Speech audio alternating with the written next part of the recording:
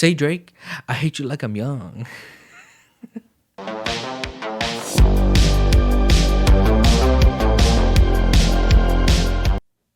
What's going on, guys? Welcome back to another episode of Before the Rise podcast with your host, the most bros. There's so much questions that I got from the Instagram video that I put up. I think you guys are gonna like the questions that people gave. It was funny. Some of them were like serious, some of them were not so serious, but that's what I asked for, right? I wanted to ask you guys to basically tune in and let me know on what you think I should talk about in this episode, because I'm coming to a position, I guess you could say, where I'm starting to think I want to shift the focus of the podcast and make it less primarily focused just on me, but bring guests, right? And I'm thinking bring credible people on here where they can talk about what they know and their expertise, and then for me to challenge them, right? This could be conversations with people that are homosexual. This could be people that are doctors, engineers, lawyers, dentists, businessmen, yeah, anything you can think of, anything, investors, trades guys. There's day traders that I know. There's a shout out to Yusuf. Like, this guy's really smart, and I know he's a good buddy of mine too, where I would love to bring him on here and talk to you guys. And I think this would be a great idea. So I'm very curious to see what you guys think. If you think this is a good idea, I would like to get some response back where I would be confirmed with the thought that I have in my head, which is bringing people on to the show and start interviewing kind of and having an open conversation and answering you guys' questions, and maybe even do live calls, like actually, while I'm on here, have someone call in, tune in, and just go from there, answer questions. I want to make this as fun as possible. I'm trying to basically test the waters in every possible way, right? I want to do everything you can think of this year, which is see where that success lies for this podcast. And if that is with me going into interviews and doing like a Joe Rogan type of podcast, or doing on calls and answering anonymous calls, and basically getting advice to them sent on over, and you guys get to watch it, I'll do that, whatever it is. But I do want to use my knowledge and my scholarship of what I've studied and what I've attained, and share it with you through numerous different ways and different channels or different mediums, instead of just me telling stories or talking about a video. Regardless of the fact, thank you for joining, and we're going to go right into this. And I think the questions here are pretty good. So let's let's make it as fun as possible for us and go from there. So the first question, I'm not going to say who is asking these questions, just so you guys don't get, annoyed by that, or go after somebody. But I think I'll go from just answering questions one by one and give a little bit of thought. So we'll start from the very, very top. One of my buddies said AVID, Advanced Via Individual Determination Program. I don't even know what to say. I did it. If you're in high school and you're trying to get into college and you want to understand how to get into college, you can take that program. What I say you should 100%, probably not, in case you need a little bit of help, but they were honestly a good assistance in my high school. So if you have it, take it. It's good. It looks good on college resumes, and I think it would help you out. I had a good time. I was AVID president back to back. I was Latino club president. I'm a boss, dude. Latino club president of 2016 or 15. I'm Afghan, and I convinced all the Latinos to believe that I will fight for them. And I did. I brought pizza. I shared a lot of things. I wanted them to teach me bachata. I did learn a little bit of Spanish. I was in like AP Spanish, I think. I did a lot, but you know what? They weren't cooperative or really in tune with the program, so I had to let it go. But all I got to say was I was Latino club president. So if you want to talk to a guy as multicultural as me, you're going to have a hard time finding one. All right, the Tesla protest. So I haven't really read much about the Tesla protest, but as far as I know, there are protests in Tesla for getting underpaid.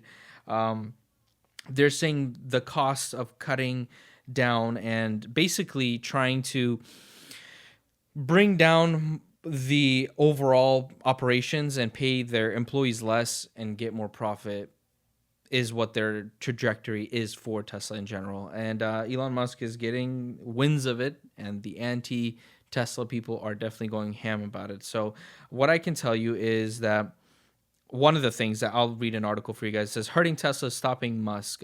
Protests outside Bay Area showrooms seek to dissuade buyers. Protests target Tesla showrooms in the U.S. over Elon Musk's government cutting costs.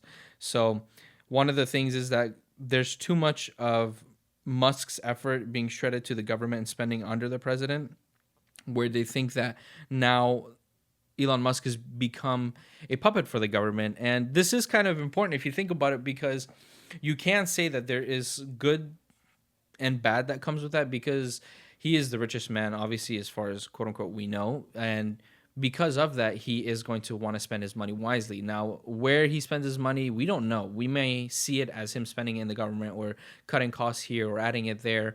But in all honesty, we don't have his financial book. We don't know where is that money actually going. So because of that, I think making an assumption or making a judgment on that kind of thing is hard. I will tell you this though, protests in general don't really get much done unless there is some legislative action behind it. So when we're just doing protests, I mean, you can say that it causes awareness, and that's good, right? And we always want awareness, but I genuinely think that raising awareness versus the actual action of doing something is a little bit different. And you may not like to hear this, but raising awareness may lead to nowhere sometimes. And I'm not saying don't do it. I'm not trying to discourage you not to do it. However, awareness is the first step, obviously, of getting something done. The second piece of it is picking people that are in office that will speak up for us, right? We can protest all day long out here in the streets and do whatever we possibly can. But if we are not actually getting something done with the legislative side of it, or speaking to people where they will actually try to move the law for us, then in all honesty, we're not really getting much done. So I think in general, protests, whether it's for a humanitarian cause or a business cause or whatever it may be, is important. We should definitely do it. I think it will come in handy for us, and it will get us to the next level. But in order for us to actually achieve the goal, we have to move beyond protesting, right? We can't just stand in front of the freeway and block it and assume something will change. For example, the Mexican protest for, I think it was in Los Angeles, because of the whole immigration and issue and the deportation and ICE and all that running and happening because of Donald Trump and how much he wanted to deport people. That protest was really nice in the aspect of that it was showing how solidified the Latino and Latina community is, and how the Hispanics are coming together. In general, everyone that's coming together to support them. But the problem was that it really didn't do much, in the sense that it just shut down traffic and it made like an awareness, and then everyone had to go back to work, right? Everyone had to go do their thing. So I think instead of our efforts going into just sitting in front of a freeway and mocking policemen that maybe be on our side, right? They may actually be like, you know what, they're right, but they can't say much. You won't get much done, rather than if you actually were to choose people in office that will do something. And this doesn't have to be the president. The president's not the only one that makes decisions, right? If you choose the right governor, if you choose the right mayors, if you choose the right councilmen, then you're going to be in a better place. So it starts from the ground up. It starts from your sheriffs, to your mayors, to your city council, to your governor, and then just your vice president, your state, and it just kind of builds up. So we have to look at what's in front of us first, and then move on to the next level, which is the higher up, and then get to the president, because the president isn't the only one that can make decisions. And even though he is making decisions, there are some things that we have to consider, in the fact that we are definitely working with someone or working against them when they are our president. So consider that. And I think that will help you really understand how and what we can do to basically fight a law or something that we're not for. Next question is, these could definitely get me in trouble, so I don't know if I want to read this. Israel's involvement in the push of homosexuality worldwide. I'm not too familiar with what Israel is doing in regards to that. I do know this. Israel has caused a lot of genocide, and this is just blatantly speaking facts. They've caused a lot of people dying that have been innocent through Palestinians, right? Their justification for that is that there was people getting murdered and raped from Hamas. Just because a group of terrorists that you say are there have hurt your people, that doesn't justify the complete genocide and mass extinction of a race. It just doesn't work like that. If someone were to say, "Oh, Osama bin Laden is from Saudi Arabia," So therefore, if he killed one or two people of us, he's from Al Qaeda. Let's go wipe off Saudi Arabia. That wouldn't happen, right? So to put it in very short terms for you, they have roots in a lot of evil. I'm not saying all Israeli people are bad. I've met some good people that are actually even for Palestinians. And I've met even Jews that are for Palestinians. They're saying, hey, like, we want them to be living with us, like cohesively living with us and coexisting and not having an issue. But our government is deciding otherwise. So what you see on the media is not always the truth, right? Not everyone wants bad. And that's what I've been trying to say. Not every Jew and not every Israeli person is bad. There are people that do want to help the Palestinians. And if you're too blind to see that because of your ego or because of what you see and how many people are dying, then you're wrong, because there are good people out on both sides. So just be wary of that. Israel's involvement in 9/11, I don't think they had any involvement. I think it was more so the government itself, the U.S. government. I could be wrong, but there are many people. There are many, many cases, there are many studies. There's actually one really famous guy, I forgot his name, bald guy, has long hair, and he did a very, very thorough investigation on how 9/11 happened. And let me see if I can find his name, the guy who debunked 9/11. Ventura. There you go. His name is Ventura. I don't know his full name, but Ventura was one of those guys that went in and just, he was on Piers Morgan, and you should definitely watch it. And he talks about how 9/11 was basically something that the Bush administration let happen to allow them to go overseas and, basically invade Iran or Iraq, and then also, have ties with Iran to go in there and see what they're doing and to invade any country that they can. So, truth be told, you should definitely look into that. And I think that you will find out to see how many things are crazier than what you may actually see it as it to be. Israel's involvement in JFK assassination. I don't know if that's even something that happened. Again, the JFK assassination, apparently Trump wants to let go of those documents. I'm very curious to see how that will turn out. I think that seeing the JFK association of death to another country may be something that we can probably look into and figure out if it is true or not. But the assassination itself had to 100% be like shot by the government, just like Lincoln's assassination. There was no way we can say Lincoln's assassination was done by some random Joe Schmo. No, it was ties in within the government. Am I saying that the government's bad completely? No, but there's motives and objectives that there that we don't know about, and could potentially be a chess move to change the political climate of everything. All right, this is a good question. The benefits of a religious belief in a country, and how would a country run without a religion? So the benefits of a religious belief in a country does factor into their morals, ethics, and even government in general. I think that if a country lies within a foundation like religion, and honestly most religions are very, very good, and I say this because they're all about peace, like Buddhism, Taoism, Hinduism, you have Islam, you have Judaism, you have Christianity, Catholicism. If you look at the root of it, it's all about praising God, being peaceful, and doing good by others and yourself. If we do have a country that follows the real ethics of what they're preaching rather than the political movement of what they want to get done, I genuinely believe it's a good country and it will prosper, rather than a country that's all in one and just shot with wherever it wants to go. I think a country without a real goal, a real motive in mind, or having a foundation like something like religion really does throw everybody off. And you can be like, oh, well, the gays don't like it. Oh, well, the homosexuals don't like it, or the trans people don't like it. I understand that, but as long as a country's foundation is made off of religion and peace, then they will even live cohesively with trans people or gay people or homosexuals. Because I'm in America right now, right? And there are all sorts of people with every type of background, race, religion, and you can live cohesively. And although the government of United States is based off of the Christian, theory of God and everything, I'm Muslim, but I still live pretty comfortable here, right? I'm still happy here. I would say I'm doing okay, not bad.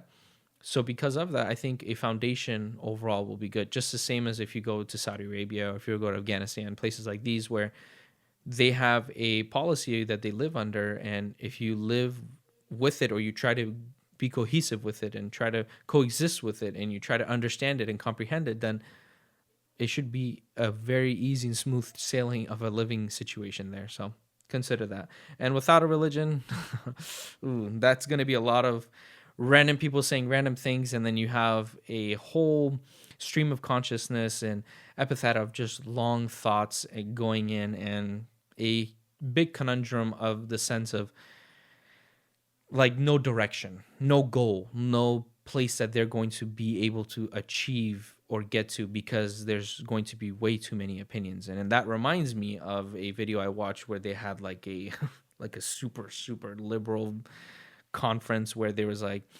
hearing aided people there was homosexuals, there was LGBTQ, there were straight, all these different types of people, everybody and their mom was there. And it was so hard to just watch that because you could tell like the speakers, even though they were there for that cause, were having a hard time. They're like, okay guys, let's be quiet. Okay, let's snap, let's not clap. Oh, can we not be loud? Oh, someone's hearing. And they couldn't even get past the first question because everyone was complaining about one thing or another. And that told me like, okay, this is chaos because it's too much freedom.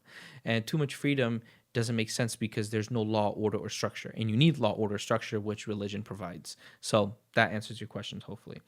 The next question is the benefit and side effect of social media in a kid's life. I've spoke about this numerous amount of times. I've said this a lot about not even just kids, but adults. The effect of social media is killing our dreams, goals, aspirations, and peace. It is the thief of all joy because we are doing what? Comparing as an adult. Kids wise, they are getting completely penetrated in the mind with the sense of sexuality being a glamorous idea that they need to be a part of. Kids are saying things like skibbity toilet, or they're literally saying like no diddy diddy. They don't even know what that means. If you really look back into that, no diddy basically means like no homo, or like no, like, oh, no rape. Like it's literally saying no diddy, like I don't want to rape you. Imagine that, right?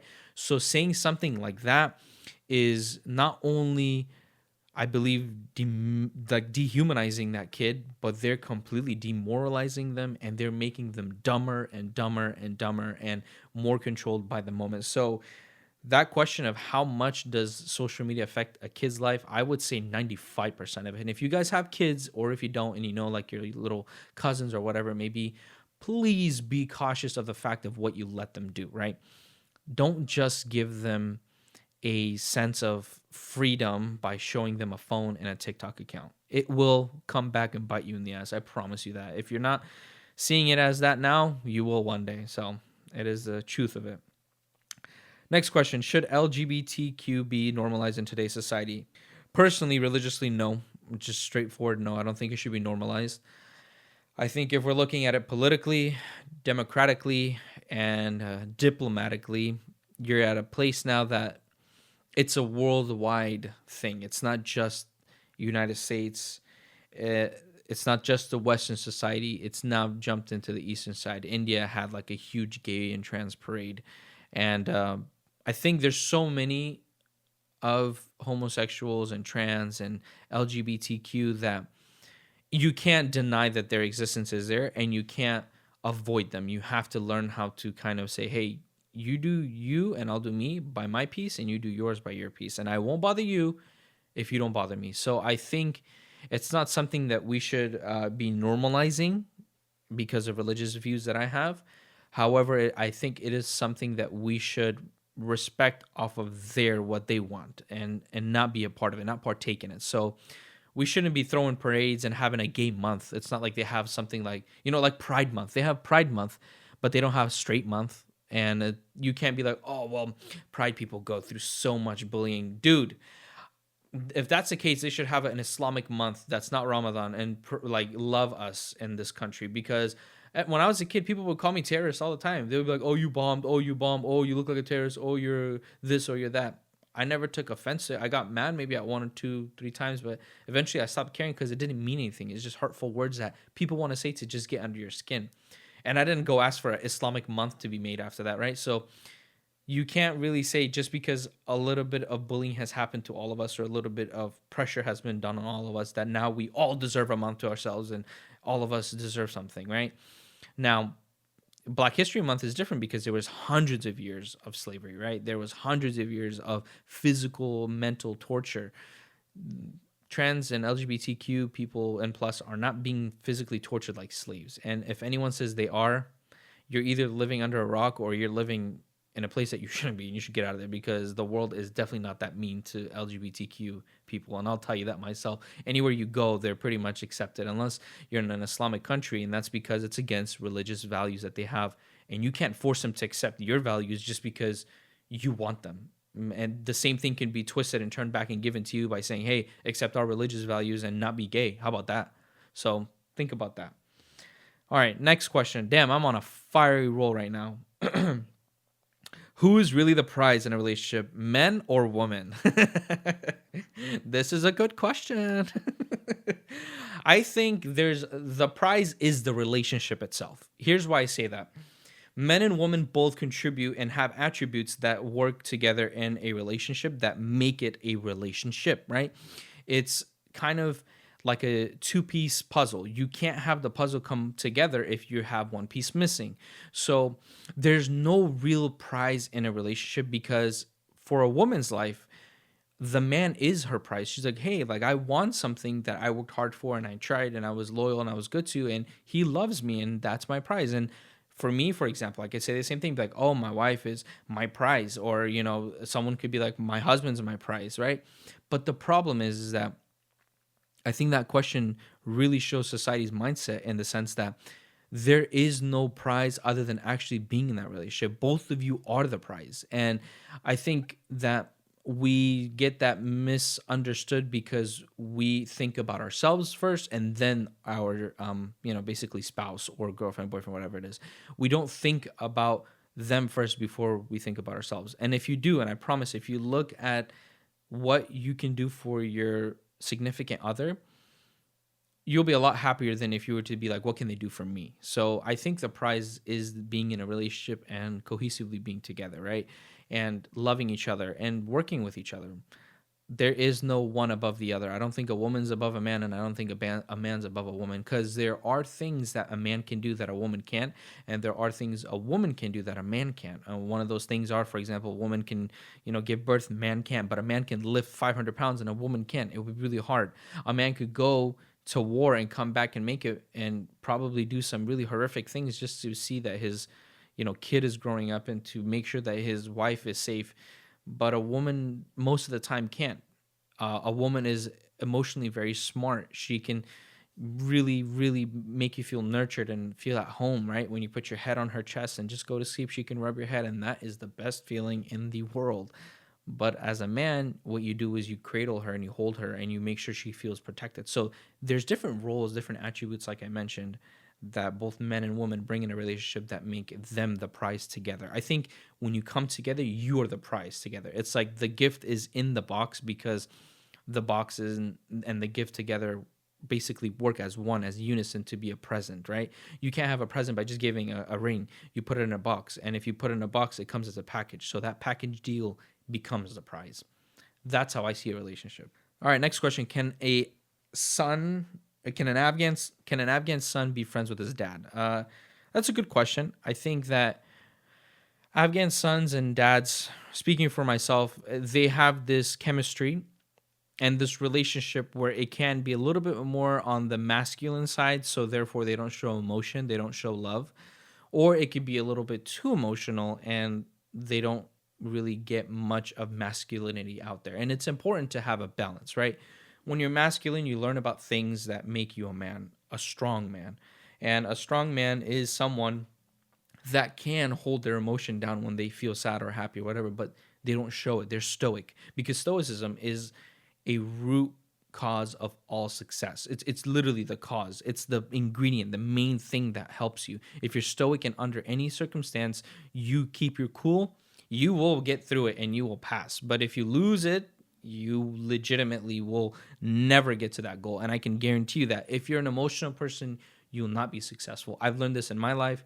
I've been told this many times from my dad and him from his dad, and just passed down through generations. So I think that Afghan men and their son, or a son and father, they have a very weird relationship because they don't know where that middle ground is. And again, this goes back to my religion. This is something that I've seen, that Islam says that modesty is the best, recipe for success. And a lot of men don't do that. Like, if you show love to your dad, for example, respect and love, and he shows respect and love to you as a son and father, you can have an unbreakable binding relationship that is there, that you will never ever be able to feel that is compromised by anything that life throws at it. So I think that there is a great chance of them being friends. They just have to learn how to be modest. You can't have the power syndrome coming in over your head and going like, I got to teach my son something, slap him. And the son can't be like, well, I got to rebel and show him that he's nothing to me. You have to find that middle ground. And I think you could be friends with your dad as a son and father. And this applies for any race, right?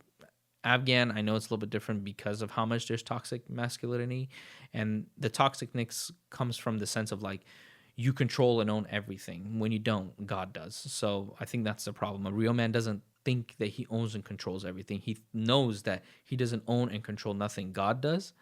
But he will play his best part to help with whatever God wants, basically, to make sure that it's there, and it's his God's action is in being in played right there in front of him. So that's something I think that we should think about. All right. Last question, and then we're done. It's 30 minutes. I got like 10 more, but I'm not going to go over 40, 50 minutes and talk. And my mouth is getting absolutely dry, so I'm tired. I'm going to go through the last question, and that's it. President Trump abolishing income tax.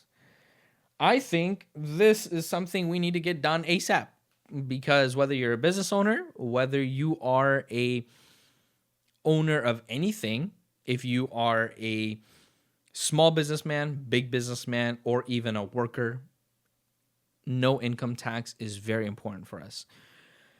Here's why. We are getting taxed in every possible way, in your income, in your sales, and in what you purchase, and when what you own. So there's 4 different ways and more that you can even think about that we're getting taxed. So if you own a car, you're getting taxed every year because of what you own through registration. If you own a house, property tax, right? If you are buying something, that's sales tax. We're getting taxed on that. Income tax, right? If you're making any money, income tax, commissions tax, purchasing something, everything that I can think of, you're getting taxed on. So if you have no income tax, right? And we abolish income tax. If I make $1,000 and I don't get taxed on that $1,000 because it's got, they got to know basically that I'm going to be spending that back, and they are surely aware of what I'm going to be doing with that money, which is basically putting it back in the community, back in the or in the government, and it's going to be in the whirlpool of the motion of money moving. Then it won't really matter. So I think income tax not being a part of our society will really help us out. And if someone says that, oh, income tax is, fixing the roads on Prop 36, it's not. No, listen, we are in $1 trillion of debt. And it's not because our taxes are not helping out. It's because we're spending the money as a government in the United States and sharing it with other countries like Israel, like, Ukraine, and sending billions of dollars. And we're sitting here talking about, our taxes are important. Yeah, because our taxes are going somewhere else. Think about it. When there was the earthquake, when there was I believe the hurricane that came last year, when there was the fires, people were getting like $750. They spent over $50 billion just to like Ukraine that year. I believe this was in 2024. You can correct me if I'm wrong, but I know I read that there was billions being sent in to them, while there was people in the United States that are citizens getting paid like $700 as reimbursement for losing everything. So that should tell you how much the government works in the favor of what they want versus what, the society wants, basically. Other than that, I really enjoyed this episode. I really, really liked sharing all these things with you guys. And I hope that, like I said, if you guys are interested where in the future I can bring guests and we can talk and have nice conversations, that's something that I can do for you guys, and I can continue that. And it won't have to be every week. It could be every other week, and just continue to grow from there. And if it's something where you guys want to do, questions and answers like this, or live phone calls, live, whatever it may be, meetings where I'm talking to people and they're anonymous and I get to talk to them and you guys get to hear it, then I'll do that too. So Other than that, let me know what you guys think, and I'll go from there. And I'll be more than happy to continue this and on the next episode too. Thank you for watching again the Before the Rise podcast. Again, your share, likes, and comments mean the world to me. This is how I grow, and by me growing, I will be able to share to you guys. So please like, share, and comment this video and any kind of video that you see from mine. It would mean the world to me. I wish you guys nothing but the best. I will see you in the next episode. Thank you again for the questions and everyone that participated, and I will catch you on the next one.